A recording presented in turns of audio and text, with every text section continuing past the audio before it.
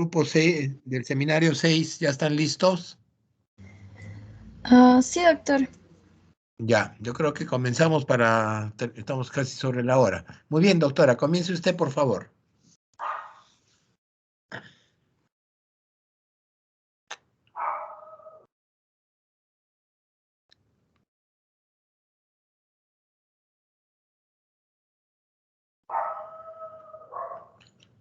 A ver, ¿quién va a comenzar del grupo de alergias? Yo comienzo, doctor Diego. Ya, Diego, comienza. Ya. Buenas tardes, doctor. Buenas tardes, compañeros. Vamos a exponer acerca del seminario 6 de alergias, el grupo 13, que está conformado por Hazel Angélica Talavera Valdivia, Lucero Beatriz Machaca Flores, José Alonso Grandaneira, Ingrid Paza Paracha y mi persona, Diego Alonso Alca Guzmán. Siguiente, por favor. Las enfermedades alérgicas se deben a reacciones inmunitarias exageradas o inapropiadas a antígenos extraños, mejor conocidos como alérgenos. Estos alérgenos principalmente vendrían a ser proteínas en los cuales van a existir muchos tipos. Más adelante los vamos a desarrollar, pero como una mención podemos tener algunos como las heces de los ácaros, epitelios de los animales, el polen, hongos, alimentos como la proteína de la leche de vaca, el huevo y algunos fármacos y también el látex. En cuanto a los síntomas comunes de las enfermedades alérgicas, vamos a tener la rinorrea, los estornudos, la congestión nasal, las silivancias, la disnea, prurito, tanto en la nariz, en los ojos, en la piel. Y también podemos incluir otros síntomas como, por ejemplo, edema de los cornetes nasales, urticaria, angioedema y lignificación de la piel. Siguiente, por favor.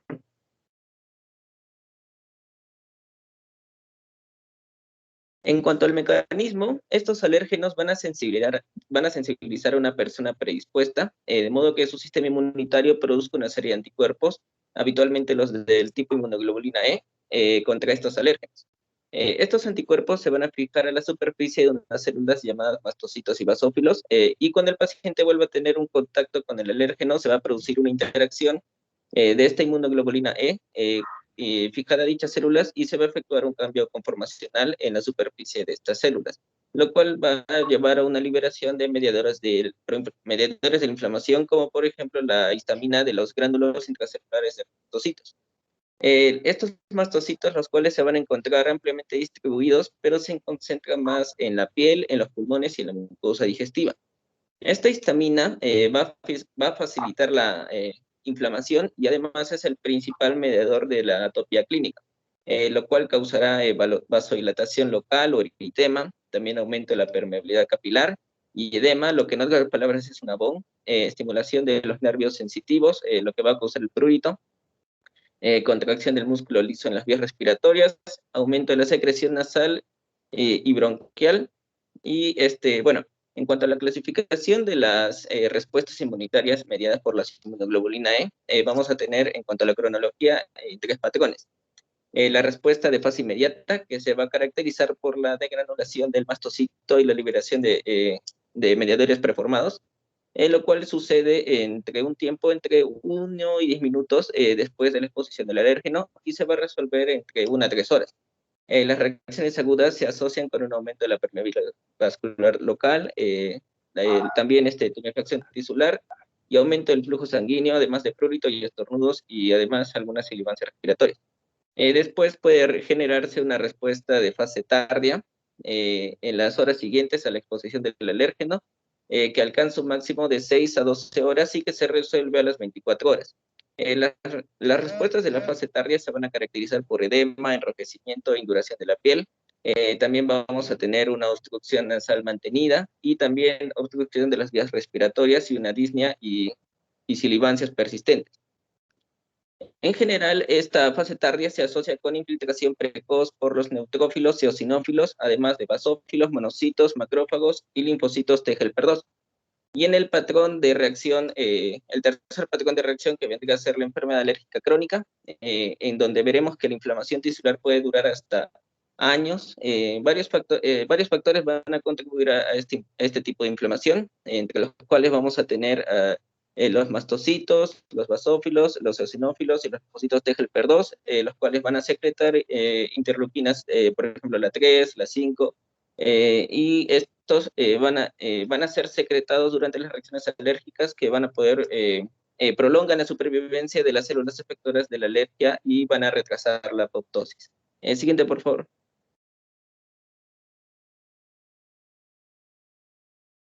En cuanto al diagnóstico, vamos a dar unas generalidades. Este comienza con una buena historia clínica, en donde indagaremos acerca de las manifestaciones clínicas del paciente, complementada con una adecuada exploración física.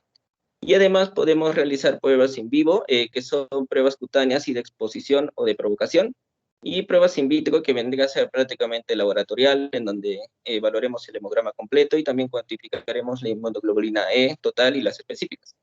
Y en cuanto a unas generalidades en cuanto al tratamiento, vamos a tener, primero es el tratamiento educacional hacia el paciente alérgico, y también el tratamiento farmacológico a base de antihistamínicos y glucocorticoides principalmente, y también tenemos la inmunoterapia, que es cuando se inyecta una pequeña cantidad de alérgeno en el cuerpo. Siguiente, por favor.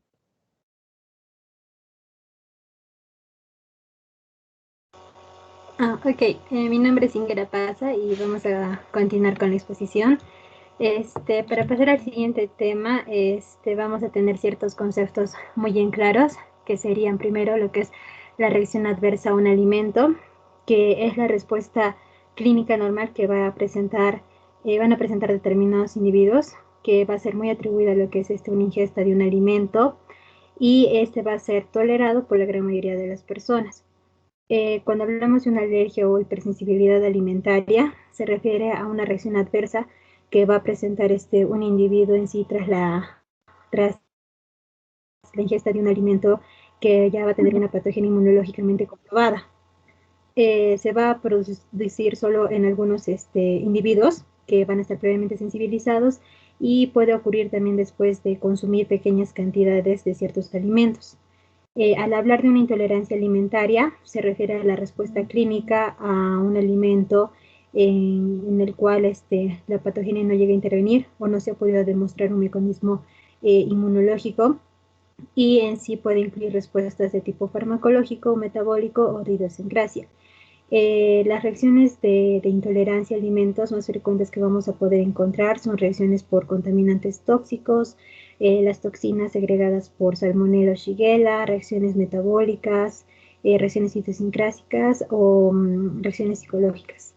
Y el último concepto que vamos a resaltar también es la intoxicación alimentaria, que va a ser un efecto indeseable y va a ser causado por reacción de un alimento, un aditivo, y no va a intervenir lo que es el mecanismo inmunológico alguno, y puede resultar tóxico cuando se llega a consumir en grandes cantidades. Siguiente, por favor.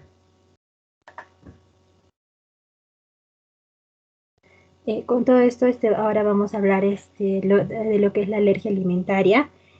En sí, la mayoría de las personas podemos llegar a consumir grandes variedades de alimentos sin ningún problema, pero hay un pequeño porcentaje de la población que al consumir determinados alimentos o componentes de alimentos les llega a provocar ciertas reacciones adversas, ya sea desde pequeñas erupciones o a llegar a reacciones alérgicas muy graves. Entonces, estas reacciones adversas a los alimentos pueden deberse en sí a una alergia alimentaria o una intolerancia alimentaria. En sí, cuando hablamos ya de la prevalencia en una población infantil, la incidencia va de entre 3 y 7%, y la mayoría de los niños superan las alergias alimentarias antes de comenzar lo que es la etapa escolar, y al ser comparado con la población adulta, que es en un 2%. En sí, la alergia alimentaria va a ser es la reacción a una proteína alimentaria. Entonces, numerosos alimentos han llegado a ser descritos por contener alérgenos y pueden ser agrupados en familias. Hay 8 familias que se resaltan bastante, que son las familias de alimentos causantes de alergias más comunes, como la leche, los huevos, el pescado, mariscos, nueces, maní, el trigo y la soya. Las personas con alergias a los alimentos llegan a desarrollar síntomas al ingerirlos como parte de su dieta. Y si son incluso en cantidades pequeñas de estos alimentos, puede generar reacciones graves, y algunas llegan a ser mortales, y las personas llegan a ser muy susceptibles, ¿no? Llegar a una anafilaxis. Pero de manera en general, estas reacciones alérgicas son leves, produciendo erupciones en la piel o resfríos. En sí, la reacción llega a ser inmediata, que puede ir desde unos pocos segundos hasta unas horas después de haber ingerido el alimento, pero algunos tipos de alergia a los alimentos, en cuanto a sus manifestaciones, llegan a ser tardías. Y hay muchos estudios que han permitido poder identificar, ¿no?, moléculas con una actividad alergénica y se han realizado en diferentes países en sí. Siguiente, por favor.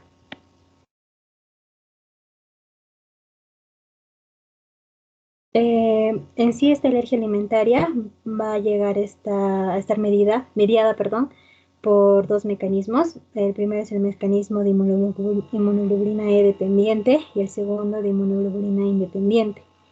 En cuanto a los niños, las manifestaciones clínicas, por ejemplo, digestivas de una alergia alimentaria, llegan a aparecer como una insuficiencia de la tolerancia digestiva a los trofoalérgenos. Y así la alergia mediada por la inmunoglobulina E no llega a dominarse durante lo que es el primer año de vida. Una sensibilización alergénica es posible que se dé en útero, pero en sí llega a sobrevenir ya en los primeros meses de vida y el riesgo va a aumentar en caso de que haya una diversificación alimenticia demasiado precoz. La alergia alimentaria en niños va a ser la primera manifestación de una marcha atópica y puede preceder al asma y a la rinitis, por ejemplo, y a menudo se va a asociar con sensibilización con alérgenos inhalantes. En cuanto a ciertas características, ya sea de dependientes o independientes, como también le había nombrado, la alergia mediada por la inmunoglobulina E no va a dominar durante el primer año de vida y va a haber reacciones de hipersensibilidad mediadas por esta inmunoglobulina E y vamos a encontrar como las manifestaciones más frecuentes en cuanto a trastornos gastrointestinales, respiratorios y cutáneos. En cuanto a las independientes de inmunoglobulina E, vamos a ver que son las menos frecuentes y se piensa que están mediadas por complejos inmunes o por hipersensibilidad retardada tipo 4. En el dibujito de abajo podemos ver cómo se puede ver tanto presentaciones de las dependientes, que son las más comunes, comparado a las independientes, las menos comunes, y los que pueden estar en la mitad. Siguiente, por favor.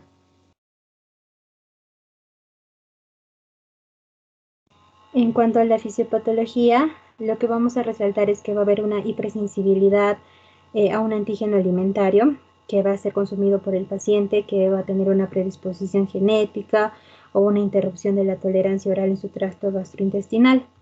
Lo que se va a producir es un aumento de la inmunoglobulina E, específica por algún alimento que se haya consumido, y esta va a llegar a unirse con una elevada afinidad de lo que son receptores FS tipo 1 de mastocitos y basófilos, y a la vez esto se va a unir con ciertos receptores de baja afinidad, que son los de tipo 2, que vamos a encontrarlos en los macrófagos, monocitos, linfocitos, eosinófilos y plaquetas.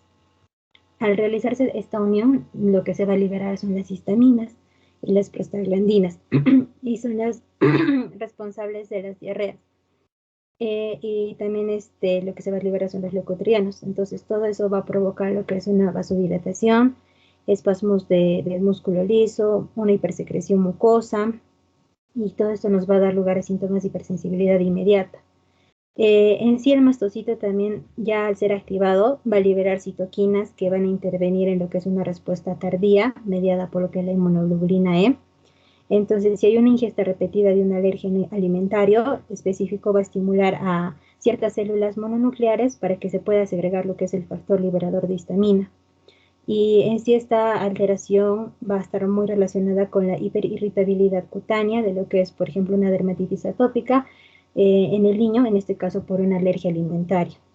En cuanto a las incidencias, como sabemos, hay muchos alimentos que van a contener alérgenos capaces de causar un shock anafiláctico, pero como ya lo había nombrado, son 8 familias las responsables de más del 90% de los casos que ocurren a nivel mundial. Como les vamos a volver a nombrar, son la leche de vaca, el huevo, pescado, crustáceos, maní, soya, frutos secos y trigo. Entonces, la mayoría de los niños En esa etapa van a ser alérgicos a lo que es la leche, el huevo, el maní, la soya, el trigo, el pescado y las nueces. Y en cuanto a su incidencia a nivel mundial, va a ir de un 5 a un 8%. Y si se va a comparar con los adultos, ellos van a ser alérgicos, por ejemplo, al maní, la nuez, el pescado y los mariscos, ¿no? Y en cuanto a su incidencia, va a ir de 2 al 4%.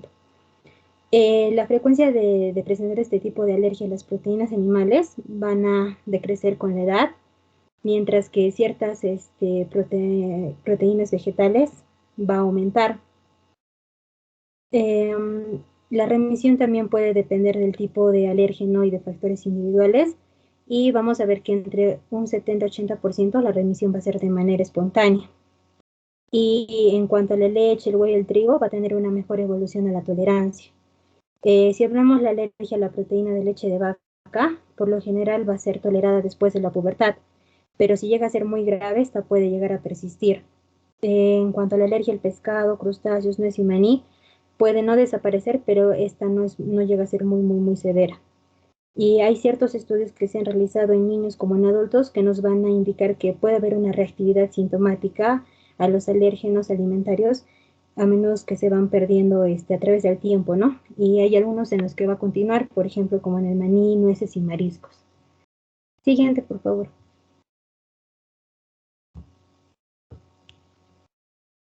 ¿Quiénes van a estar en riesgo de sufrir este tipo de alergias alimentarias?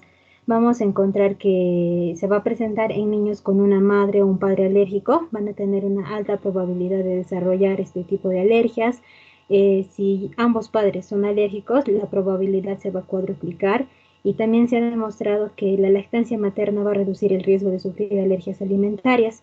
Entonces, esta sería como una forma de protección, ¿no? Una medida de protección en los niños que nacen en familias que tengan un historial o un antecedente de alergias alimentarias.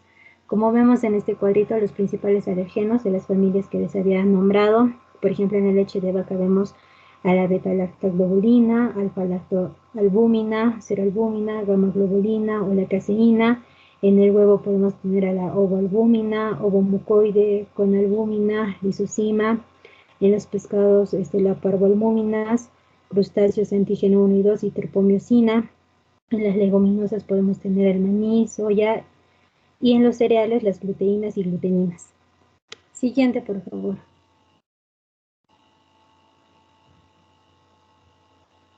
Ya, vamos a hablar de estos dos importantes, que es la alergia a la proteína de la leche de vaca.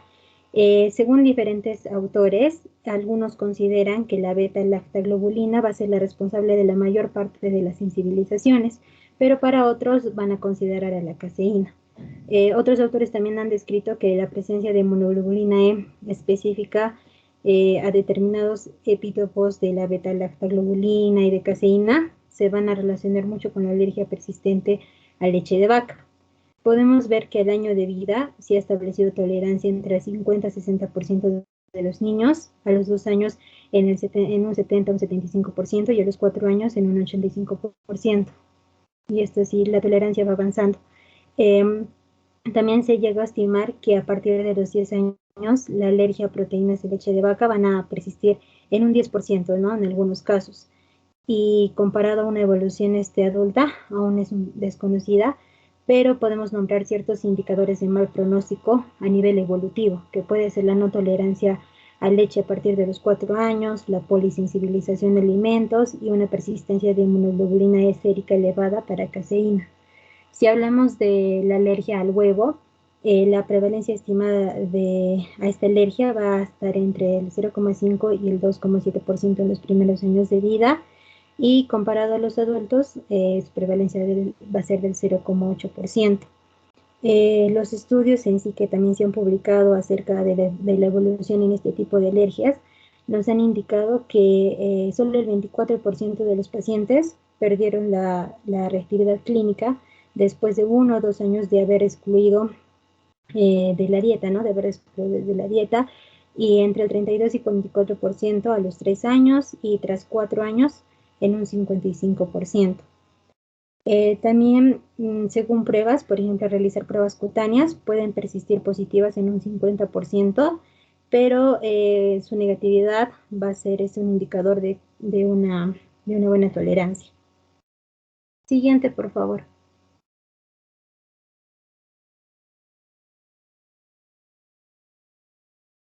Una más, por favor. Ya. En cuanto al diagnóstico y el tratamiento, vamos a ver que en el diagnóstico nos vamos a poder basar tanto en la historia clínica, el examen físico, realizar pruebas, ¿no? Como el dosaje de hemoglobina específica, RAS, pruebas cutáneas, pruebas de eliminación y supresión de alimentos sospechosos también. Eso nos va a ayudar en el diagnóstico. Y en cuanto a un tratamiento, vamos a enfocarnos ya sea a nivel sintomático, con antihistamínicos y corticoides, y a nivel preventivo, que sería evitar el alimento que causa este tipo de molestias, una inmunoterapia específica, anti-inmunoglobulina E, o terapia con citoquinas y anticitoquinas. Siguiente, por favor. ¿Qué formas de prevención existen? Vamos a ver que la mejor manera de que las personas alérgicas puedan evitar este tipo de problemas es suprimir el consumo del alimento que lo llega a causar. Para ello va a ser muy necesario que se conozcan los ingredientes de los distintos alimentos. En el caso de los alimentos envasados, vamos a ver que va a existir un empaque, ¿no?, de información al respecto, y ahí vamos a poder conocer la lista de ingredientes. También podemos ver que se va a poder identificar qué tipos de alimentos van a contener alérgenos. Entonces tenemos que prestar mucha atención a los avisos que va a contener, y en el caso de los alimentos no envasados, la información sobre estos ingredientes que va a presentar debería estar disponible en todos lados. Entonces la persona que pueda tener ciertos problemas referidos a las alergias puede siempre tener precaución y solicitarla, ¿no?, antes de efectuar la compra. Siguiente, por favor.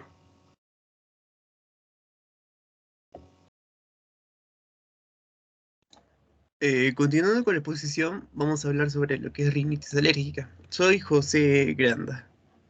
Siguiente, por favor. Ahora, en cuanto a la definición, la rinitis alérgica es una enfermedad crónica común que afecta al 20 a 30% de los niños.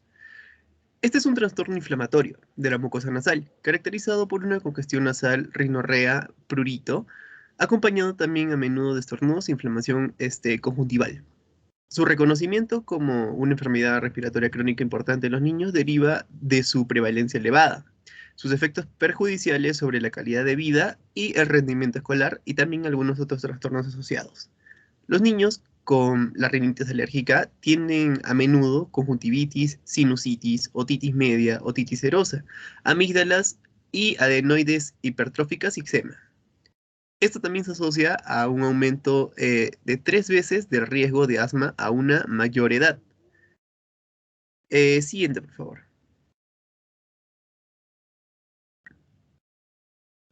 Los factores de riesgo son los antecedentes familiares de atopía y también una inmunoglobulina E sérica superior a las 100 unidades internacionales por mililitro antes de los 6 años de edad. También las exposiciones al principio de la vida o su ausencia ejercen una profunda influencia en el desarrollo del fenotipo alérgico. El riesgo aumenta en los niños con madres muy fumadoras, incluso antes del parto. Y, sobre todo, antes de que los niños tengan 1 año. Y en aquellos también que están muy expuestos a alergenos de interior. Existe también un periodo crítico al principio de la lactancia en que los niños con predisposición génica tienen un mayor riesgo a sensibilizarse. El parto por cesárea también se asocia con la rinitis alérgica y la atopia en los niños con antecedentes de asma o alergia en sus progenitores. Esta asociación puede explicarse también por la falta de exposición a la microbiota materna, a través también del contacto vaginal fecal durante el parto. Siguiente, por favor. En cuanto a la etiología y la clasificación, vamos a ver que los 2 factores necesarios para la expresión de la rinitis alérgica son la sensibilidad a un alergeno y la presencia del alergeno en el ambiente. La clasificación de la rinitis alérgica en estacional o perenne está dando pasos a designaciones de intermitente y persistente. Dos grupos de términos se basan en diferentes suposiciones, pero los aeroalergenos son la principal causa de todas las rinitis alérgicas, sea cual sea la terminología. Esta puede clasificarse en intermitente leve, moderada intensa, persistente leve y persistente moderada intensa. Como pueden ver ahí, en cuanto a los síntomas intermitentes, pueden durar menos de 4 días a una semana o menos de 4 semanas. Los persistentes, mayor o igual a 4 días a semana y o mayor o igual a 4 semanas. En cuanto a los síntomas leves, vamos a tener sueño normal, sin afectación de actividades diarias, en la escuela y el trabajo normales, y tampoco hay síntomas problemáticos. En cuanto a los moderados e intensos, vamos a tener una o más de los siguientes. El sueño va a estar alterado. Va a haber alteración de actividades diarias, en deporte y también en ocio. La escuela y el trabajo también van a ser alterados y van a haber síntomas problemáticos. Siguiente, por favor. En cuanto a la patogenia, vamos a tener la exposición de un anfitrión atópico a un alergeno, va a producir lo que es la inmunoglobulina E, que está fuertemente asociada con un eczema durante la infancia y con el asma, y también la rinitis a partir de los 4 años. La reacción clínica ante una nueva exposición se ha clasificado como una respuesta de fase inmediata y también una respuesta de fase tardía. El entrecruzamiento también de las moléculas de inmunoglobulina E situadas en la superficie de los mastocitos va a iniciar lo que es la fase temprana alérgica, que se caracteriza más que nada por la liberación de mediadores inflamatorios. La fase tardía de la respuesta alérgica va a aparecer a las 4 u 8 horas de la exposición al alergeno. Células inflamatorias, incluidos los basófilos, eosinófilos, neutrófilos y mastocitos, van a infiltrar todo lo que es la mucosa nasal. También la introducción intranasal repetida de alergenos va a causar lo que es la sensibilización, que es una respuesta más corta a una provocación incluso menor. Y en el curso de cualquier estación de la alergia se produce incremento de varias veces en los mastocitos submucosos. Siguiente, por favor. En cuanto a las manifestaciones clínicas, vamos a tener que los síntomas pueden ignorarse o atribuirse erróneamente a una infección respiratoria.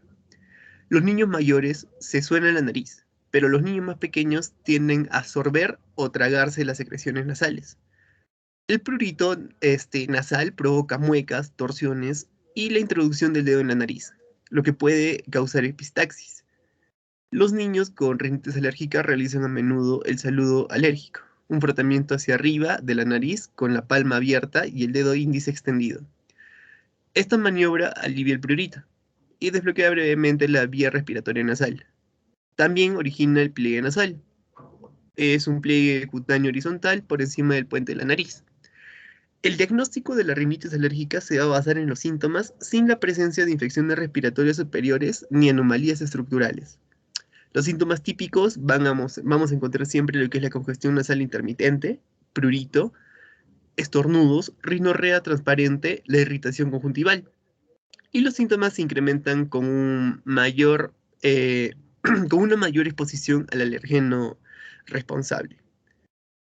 Los signos de la exploración física son las anomalías del desarrollo facial, mala oclusión dental, la boca abierta del alérgico, que es una respiración continua con la boca abierta. También los labios vamos a encontrar fisurados y las orejas de un alérgico, que son círculos oscuros por debajo de los ojos. Y el pliegue nasal transverso. Es frecuente también encontrar edema, prurito, lagrimeo y también la hiperemia conjuntival. Siguiente, por favor. Para el diagnóstico diferencial, la evaluación de la rinitis alérgica va a exigir una anamnesis exhaustiva, que incluya detalles del ambiente, de la dieta del paciente y de antecedentes familiares de enfermedades alérgicas, como por ejemplo el eczema, el asma o si algún pariente cercano ha tenido la rinitis alérgica. La anamnesis y los hallazgos de laboratorio van a proporcionar pistas sobre los factores provocadores. Los síntomas como estornudo, rinorrea, prurito nasal y congestión, y también los hallazgos de laboratorio viendo nosotros una inmunoglobulina E elevada, anticuerpos IgE y pruebas alérgicas positivas, son típicos de la rinitis alérgica. La rinitis alérgica intermitente se va a diferenciar de la perenne por la anamnesis y los resultados de las pruebas cutáneas. Las no alérgicas van a desencadenarse los síntomas esporádicamente y sus causas muchas veces se desconocen. La rinitis inflamatoria no alérgica aparece sin anticuerpos IgE elevados. Y la rinitis vasomotora se va a caracterizar por una excesiva respuesta de la mucosa nasal a los estímulos físicos. Siguiente, por favor. Ese es el algoritmo para el diagnóstico de la rinitis. Vamos a encontrar que la rinitis podemos usarla para la alérgica y la no alérgica. Vamos a ver la prueba intraepidérmica y o provocación nasal de las regiones positivas. También puede ser una rinitis ocupacional, alérgica y no alérgica. En el caso de la no alérgica podemos pasar a lo que es infecciosa y no infecciosa. En la infecciosa vamos a tener la rhinosinusitis aguda y la crónica. Y en cuanto a la no infecciosa, tenemos que descartar lo que es rinitis no alérgica con eosinofilia, los inmunopatológicos, puede ser también por anomalías estructurales, puede ser hormonal, farmacológica o también podemos encontrar otras causas, como la trófica o incluso idiopática.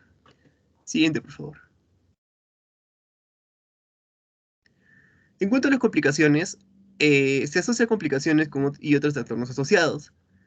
La rinitis alérgica no tratada va a empeorar siempre la calidad de vida de los pacientes. Puede agravar el asma y facilita su progresión. La rinitis también puede coexistir con el asma, pero puede considerarse poco importante o pasarse por alto. Hasta el 78% de los pacientes con asma tienen rinitis alérgica y el 38% de los pacientes que tienen rinitis alérgica tienen asma. También podemos ver el goteo postnasal asociado a la rinitis alérgica, que produce con frecuencia tos recidivante o persistente. También encontramos frecuente la obstrucción de las trompas de Eustaquio y derrame en el oído medio. También algunos niños con rinitis han demostrado ansiedad y problemas físicos, sociales y emocionales, que afectan adversamente a su aprendizaje y a su capacidad de integrarse con otros compañeros. Siguiente, por favor. En las pruebas de laboratorio, las epicutáneas son el mejor método para detectar la inmunoglobulina E frente a los alergenos. Las pruebas cutáneas son sensibles, baratas y rápidas, y los riesgos y las molestias también son mínimos. La respuesta de los alérgenos respiratorios estacionales es improbable antes de las 2 estaciones en exposición del niño. También para evitar falsos resultados negativos, antes de las pruebas debe suspenderse sus antihistamínicos, al menos durante durante 5 o 7 días. Y el inmunoanálisis con suero para detectar IgE frente a alergenos constituye también una alternativa adecuada. También podemos encontrar lo que es eosinófilos en el frotis nasal, que pueden apoyar al diagnóstico de la rinitis alérgica. Y neutrófilos van a indicar una rinitis infecciosa. Siguiente, por favor. Y bueno, en cuanto al tratamiento, vamos a tener que los objetivos actuales del tratamiento son la prevención segura y eficaz y alivio de los síntomas. Las medidas específicas para limitar la exposición a alergenos del interior pueden reducir bastante el riesgo de sensibilización y los síntomas de enfermedad respiratoria. Por ejemplo, aislar el colchón, la almohada, las cubiertas de pacientes con fundas. También vamos a reducir lo que es la exposición a los alergenos de los ácaros. Y lavarse la ropa también todas las semanas con agua caliente. La única medida eficaz para evitar los alergenos de los animales en el hogar es la retirada de la mascota. La evitación del polen y los hongos de exterior pueden conseguirse permaneciendo en un ambiente controlado. También el aire acondicionado permite mantener cerradas las ventanas y puertas, y así reducir la exposición al polen. Los filtros y partículas de alta eficiencia reducen los recuentos de esporas de hongos presentes en el aire. Siguiente, por favor.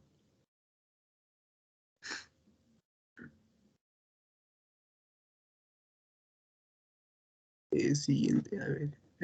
No lo muevas, muchas gracias.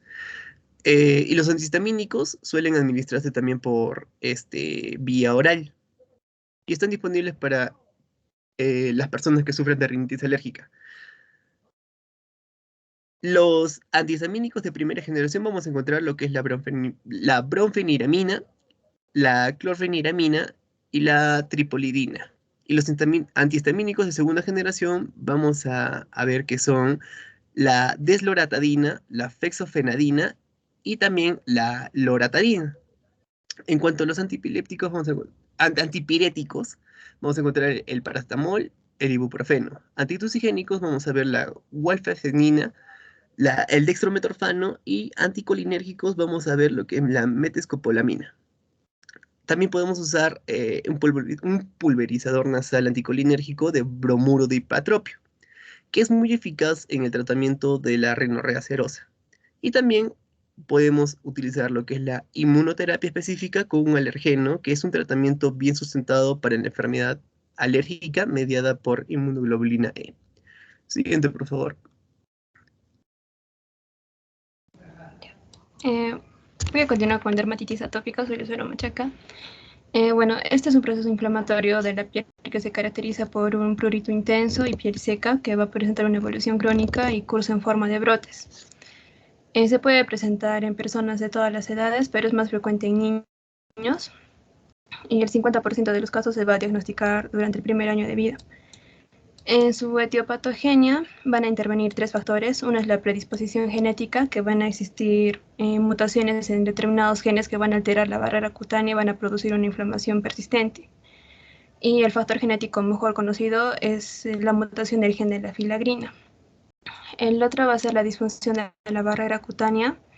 La piel va a ser especialmente seca y permeable, y esto va a facilitar la penetración de múltiples alérgenos, irritantes y también patógenos del medio ambiente. Esta disfunción de la barrera va a ser fundamental para el inicio y la progresión de la dermatitis atópica. Y por último, la inflamación persistente de la dermis. Hay estudios que sugieren que la activación de los linfocitos T en la dermatitis atópica va a ser bifásica y va a haber un infiltrado inflamatorio con predominio inicial del T-helper2 y de forma tardía T-helper1. El diagnóstico se va a basar en el conjunto de síntomas y signos clínicos. El pediatra va a establecer la sospecha ante una dermatitis con un intenso prurito y un carácter persistente o recurrente. La lesión básica es el eczema mal delimitado, que se va a acompañar con un prurito intenso, y las lesiones se van a clasificar según el tiempo de evolución en agudas, subagudas y crónicas. En agudas habrá eritema, vesiculación, exudado, excoriación. En las subagudas, pápulas eritematosas, descamación y excoriación. Y en las crónicas, liquenificación, engrosamiento de la piel, pápulas fibróticas y aumento de los pliegues. Siguiente, por favor.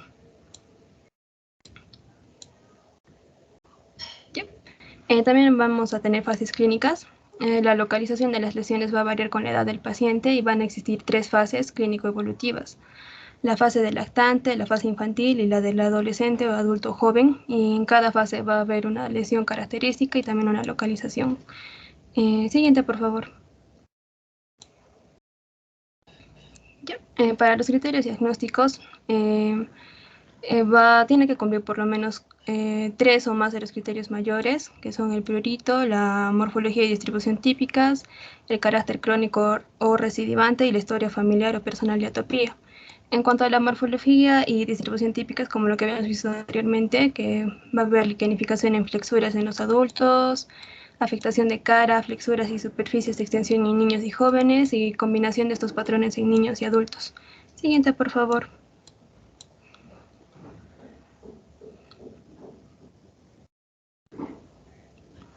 Y los criterios menores también debe cumplir 3 o más. Tenemos erosis, ictiosis, reactividad a pruebas cutáneas inmediata, inmunoglobulina E sérica elevada, comienzo a temprana edad, tendencia a infecciones cutáneas, tendencia a dermatitis en manos y pies, eczema del pezón, queilitis, conjuntivitis recurrente, pliegue infraorbitario de Denny Morgan, queratocono, catarata anterior subcapsular, oscurecimiento de orbitario, eritema, pitiriasis alba, pliegues anteriores del cuello, prurito al sudar, intolerancia a lanas y solventes orgánicos, acentuación perifolicular, intolerancia a alimentos, un curso influenciado por factores ambientales o emocionales y demografismo blanco. Siguiente, por favor. Para valorar la gravedad, podemos aplicar el índice SCORAD, donde se van a valorar 3 parámetros.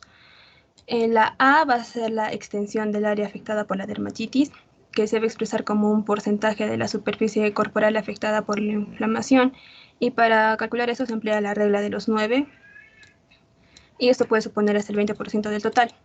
La B es la intensidad de las lesiones. Se van a valorar 6 tipos: eritema, edema o pápula, exudado costra, excoriación, liquenificación y la sequedad. Y cada una se va a puntuar de 0 a 3. Y esto va a suponer hasta el 60% del total.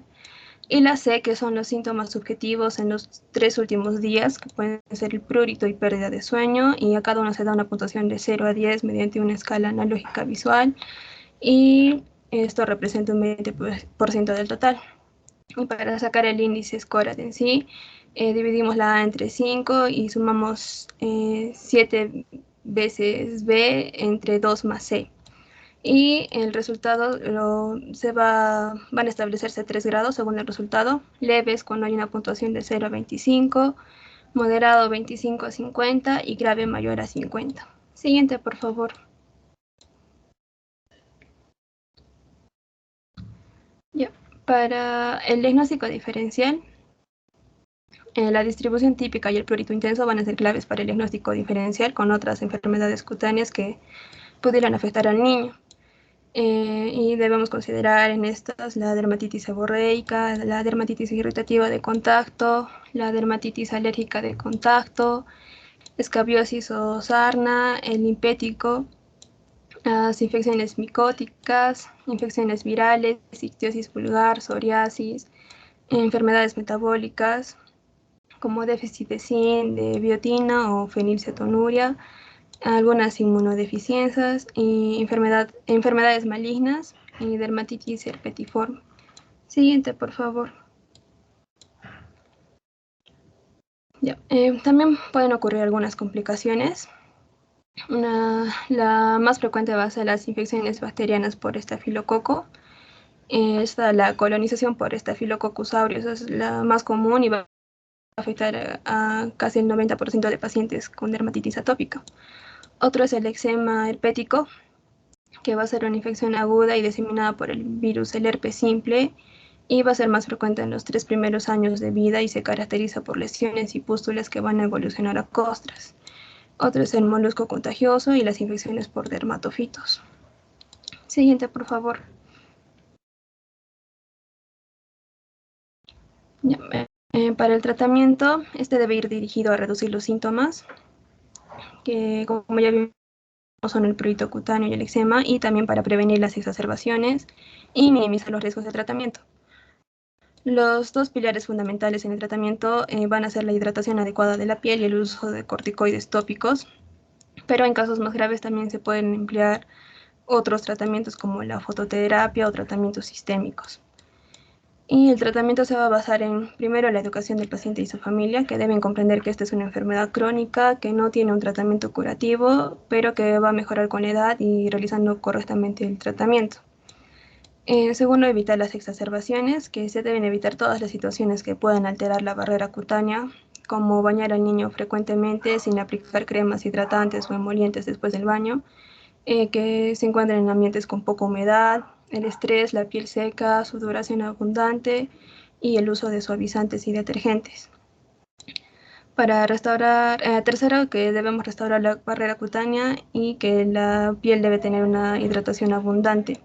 Y para esto nos pueden ayudar los emolientes, que van a ser un método seguro y eficaz para mejorar la barrera cutánea, porque van a proporcionar una fuente de lípidos exógenos a la piel y también van a mejorar sus propiedades de barrera. Cuarto, controlar el prurito. Este va a ser el síntoma clave para evaluar la respuesta al tratamiento con corticoides tópicos, y hasta que no desaparezcan no debemos bajar la pauta del corticoide. Quinto, el tratamiento de las infecciones cutáneas, que si sospechamos de una sobreinfección del eczema porque vemos la presencia de exudación, costras mieleséricas y el empeoramiento de la clínica o falta de respuesta al tratamiento, entonces debemos sospechar que hay una infección con Staphylococcus aureus. Y Para ello debemos utilizar antibióticos tópicos o sistémicos dependiendo de la extensión de la infección. Y en casos localizados, elige el ácido fucídico o la mupirocina tópica al 2% en crema, aplicado 2 veces al día durante 1 a 2 semanas.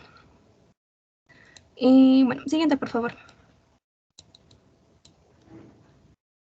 Y en cuanto al tratamiento de la inflamación en sí, un tratamiento reactivo con corticoides tópicos o inhibidores de la calcineurina se va a aplicar durante las fases de brote para detener la inflamación, y el tratamiento proactivo con los mismos fármacos 2 veces por semana para tratar la inflamación subclínica. Para ello podemos utilizar corticoides tópicos. Este va a ser el tratamiento de elección para los brotes de dermatitis atópica y se emplea durante el brote agudo 1 o 2 veces al día durante un periodo inferior a 2 semanas. Y en niños va a ser recomendable el uso de corticoides tópicos de cuarta generación porque disocian la eficacia clínica de los efectos secundarios locales y sistémicos.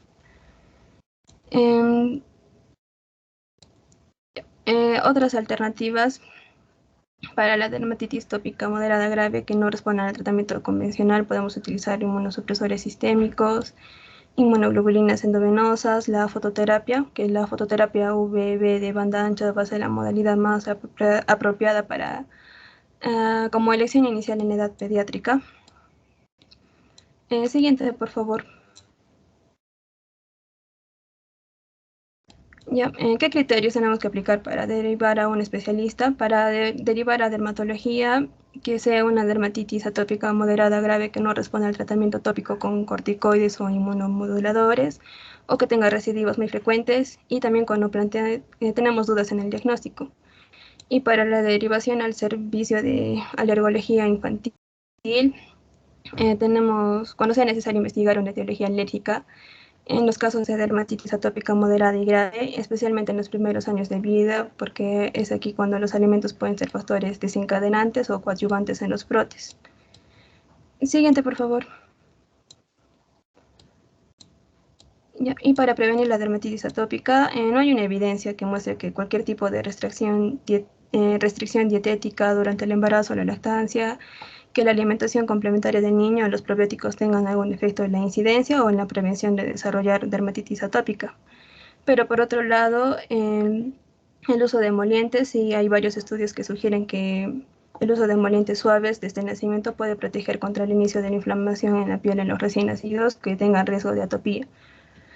Siguiente, por favor.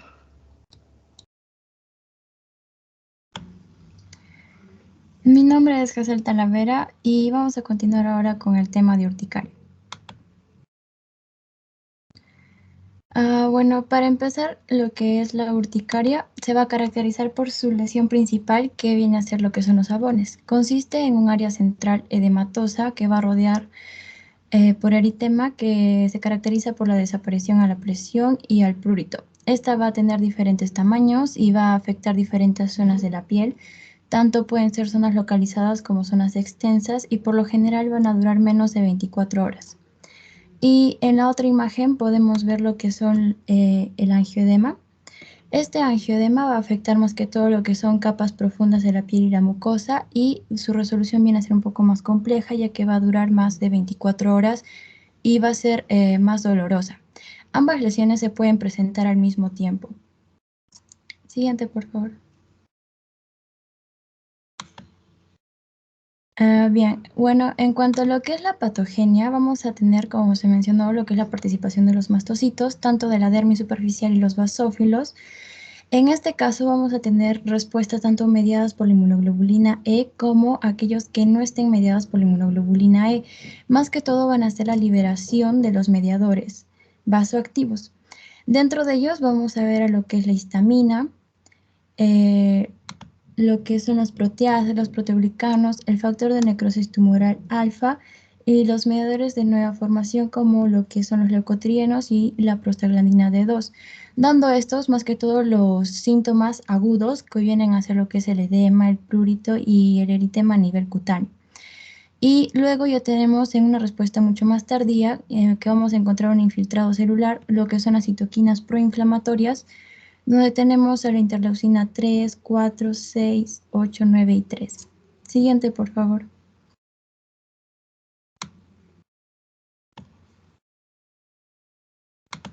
En cuanto a su clasificación, se va a dividir en tres. Estas van a depender según el tiempo de presentación. En la aguda van a ser abones, que son episódicamente que se aparecen. Van a ser más que todo menos de 6 semanas y pueden presentar lo que son lesiones individuales o generalizadas. En el recidivante va a ser una duración limitada de estos abones y pueden repetir de una forma intermitente. Y mientras en la crónica va a haber tanto la presencia de abones como de angioedema que pueden estar persistentes más de lo que son 6 semanas consecutivas. Siguiente, por favor.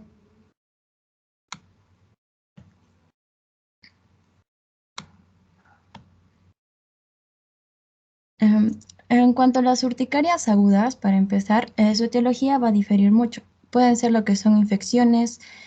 Dentro de las infecciones vamos a tener exposición a bacterias, siendo las más comunes el Streptococcus beta hemolítico, el Helicobacter pylori, Mycoplasma pneumoniae. En cuanto a los virus, lo que son el hepatitis A y B, los parvovirus,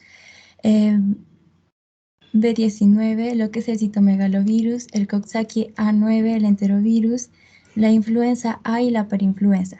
También lo que son los parásitos. Dentro de los alimentos más comunes que suelen provocar este tipo de urticaria aguda, tenemos lo que es el huevo, la leche, el pescado, los frutos secos y lo que viene a ser los mariscos. También luego lo que son los fármacos, ahí tenemos dentro lo que son los AINES. En cuanto a la patogenia, vamos a ver que en cuanto a lo que son las infecciones, se va a producir lo que es una formación de inmunocomplejos que va a ocasionar la activación del complemento. Y este complemento va a estimular tanto los mastocitos, dándonos a una liberación de histamina. Y luego los mecanismos que hemos mencionado, el mediados por inmunoglobulina E y los mecanismos no inmunológicos. Lo característico de los no inmunológicos podemos tener acá lo que son los contrastes radiológicos o lo que son los fármacos perianestésicos. Siguiente, por favor. Ya. Dentro de lo que son las urticarias agudas, podemos tener urticarias físicas que se van a dar por estímulos ambientales. Pueden ser tanto como temperaturas, zonas de la piel que estén expuestas a presiones, a roce, a vibración e incluso a la luz. En el caso de la urticaria por el frío, se va a presentar prurito, eritema y abones, lo característico de las urticarias, ya sea en zonas localizadas o puede ser en todas las áreas expuestas del cuerpo. Se caracteriza porque va a presentar lo que son crioproteínas y la forma de diagnosticarlo va a ser por pruebas de provocación.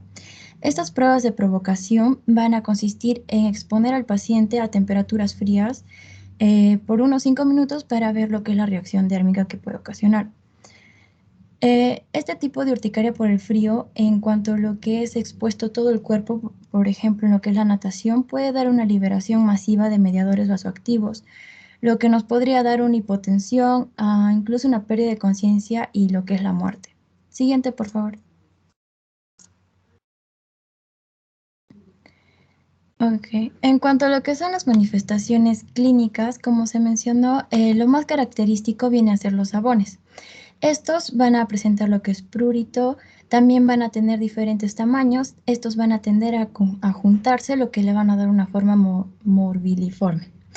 Entonces, todo esto, más que todo, va a ser la base para hacer nuestro diagnóstico. El diagnóstico va a ser principalmente clínico. Y hay que tener en cuenta lo que es el tiempo de presentación, los antecedentes y las características que esté presente. Siguiente, por favor. En cuanto a lo que es el dermografismo, este también viene a ser una técnica que es utilizada para diagnosticar lo que es la urticaria. En la escritura sobre la piel aparece lo que es un abón inmediatamente después de un estímulo de presión moderada y la duración va a ser de 20 a 30 minutos. Tenemos pruebas complementarias como puede ser el prick test, de inmunoglobulina E específica, estudios inmunológicos, lo que son test específicos de provocación tanto para alimentos, inhalantes, fármacos. Siguiente, por favor. En cuanto a lo que son los diagnósticos diferenciales, podemos tener lo que es una lesión cutánea como el abón, pero lo va a descartar si es que este no presenta lo que es el prurito. Esa imagen que podemos ver viene a ser el síndrome de Sweet. Este síndrome de Sweet se caracteriza y es poco frecuente porque hay pápulas dolorosas que están asociadas a la fiebre, a artralgias y leucocitosis. Un clic más, por favor. Después podemos tener lo que son el síndrome artículo-temporal o de Frey. Este artículo se caracteriza por la aparición del eritema, que no es pruriginoso, tanto en mejillas y zonas inervadas por el nervio auriculotemporal, al comer algunos alimentos con cierto grado de acidez. Otro clic, por favor. Lo que son los exantemas virales, como el sarampión. Otro clic, por favor. Lo que son las dermatitis atópicas. Y otro clic, por favor. Lo que son las dermatitis de contacto. Siguiente, por favor. En cuanto al tratamiento, básicamente se va a basar en lo que son los antihistamínicos, tanto de primera generación como segunda, siendo los de segunda generación más recomendados debido a que tienen menos efectos adversos que los de primera generación. Dentro de los de primera tenemos la hidroxina, la clorfeniramina, la difenhidramina. Y en caso de tener una afilaxia aguda, podemos darle lo que es adrenalina autoinyectable intramuscular de 0,15 a 0,30 mililitros por dosis. También lo que son los corticoides en caso que los antihistamínicos no estén funcionando. Siguiente, por favor.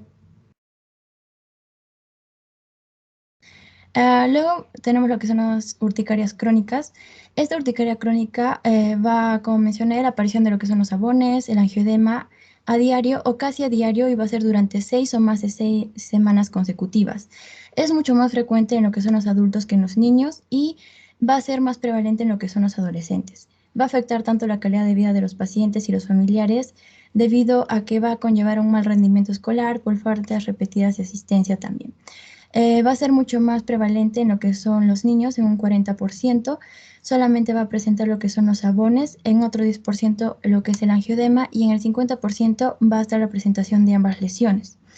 El pronóstico va a ser variable, pero quienes tienen mejor pronóstico vienen a ser los adultos. Y dentro de esta urticaria crónica tenemos dos tipos, lo que es la urticaria espontánea y la inducible.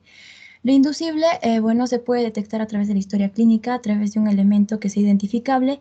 Y bueno, lo que es la urticaria espontánea, no hay un elemento identificable en sí. En cuanto a la prevalencia de una urticaria en general, va a ser 1,38% mucho más en la población pediátrica y el 60% de ellos va a ser a una urticaria espontánea y el otro 40% va a ser a lo que es una urticaria inducible. Siguiente, por favor. En cuanto a su fisiopatología, va a ser la urticaria crónica resultado de la activación de los mastocitos, van a haber la liberación de histaminas y después los mediadores como los factores activadores de plaquetas, citocinas, leucotrienas, prostaglandinas, que van a inducir a la activación neurosensorial, vasodilatación y extravasación sanguínea. De estos, el 30-50% de los pacientes vamos a encontrar lo que son autoanticuerpos contra la inmunoglobulina E o contra el receptor de alta afinidad para la inmunoglobulina E. En cuanto a los basófilos, también van a intervenir en lo que es la patogénesis de la urticaria crónica espontánea. En los pacientes con alta actividad de la enfermedad puede haber lo que es vasopenia periférica por migración de las células hacia la piel y también los basófilos en la urticaria espontánea son funcionalmente anómalos. Siguiente, por favor.